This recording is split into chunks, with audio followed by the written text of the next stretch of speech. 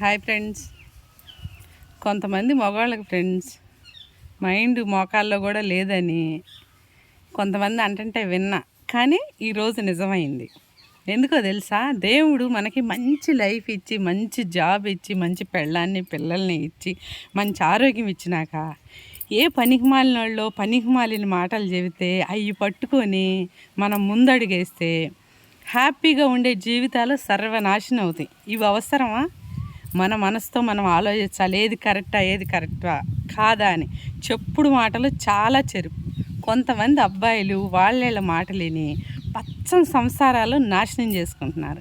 ఇది చాలా చండాలంగా ఉంటుంది ఫ్రెండ్స్. ఒకళ్ళ దగ్గర మనం వెళ్ళి తలదించుకోకూడదు, తప్పు మాట్లాడకూడదు, తప్పు చేయకూడదు, తలదించుకోకూడదు. తలదించుకున్నామంటే మనం చచ్చిపోయిన వాళ్ళతో సమానం. ఇది కాదంటే కామెంట్ పెట్టండి ఫ్రెండ్స్, ఎవరన్నా అవునా కాదా అని. అందరినీ కాదు, కొందరిని.